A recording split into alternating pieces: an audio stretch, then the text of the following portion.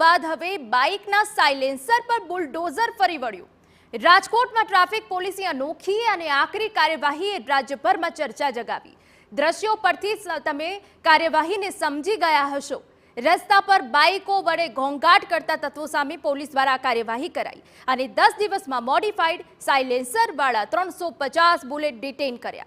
એમાંથી સાયલેન્સર કાઢી નાશ કરવામાં આવ્યો। આ સાથે જ પોલીસ દ્વારા વાહનો ડિટેઇન કરી આરટીઓનો મેમો આપવામાં આવતા આરટીઓએ પણ લાખો રૂપિયાનો દંડ વसूल કર્યો। साइलेंसर के विरुद्ध ड्राइव जो है वो चालू की थी। उसमें मॉडिफाइड साइलेंसर को रिमूव किया गया है और उनको आज डिस्ट्रक्शन करने की कार्रवाई जो है वो की गई है। इसमें आरटीओ से अभिप्राय लिया गया है, कंपनी के जो मैनेजर्स हैं उनका अभिप्राय लिया गया है। कोर्ट का प्रॉपर ऑर्डर लेके आज उसका निकाल किया जा रहा है। इसमें हमें ये देखने को मिलता है कि अगर एक बार फाइन करके हम छोड़ दें तो वो बार बार वॉयलेशन कंटिन्यू रहता है। तो वॉयलेशन कंटिन्यू ना हो और एक इम्पैक्ट आए उसके लिए आज हमने ये ड्राइव की है।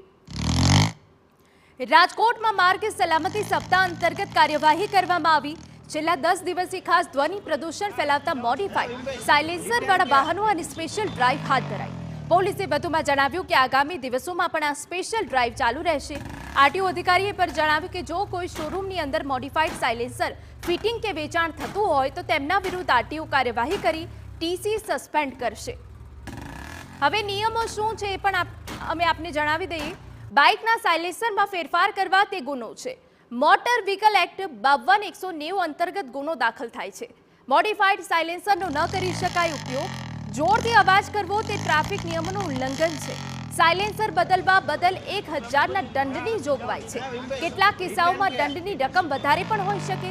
જુદા જુદા રાજ્યોમાં અલગ અલગ દંડની જોગવાઈ છે। વારંવાર નિયમોના ઉલ્લંઘન બદલ જપ્ત થઈ શકે છે વાહન। સાયલેન્સરના મોટા અવાજથી ધ્વનિ પ્રદૂષણ ફેલાય છે। ધ્વનિ પ્રદૂષણ માટે કાયદાકીય કાર્યવાહીની જોગવાઈ છે। પોલીસ કાર્યવાહીના વિરોધ બદલ પણ અનેક જોગવાઈ છે।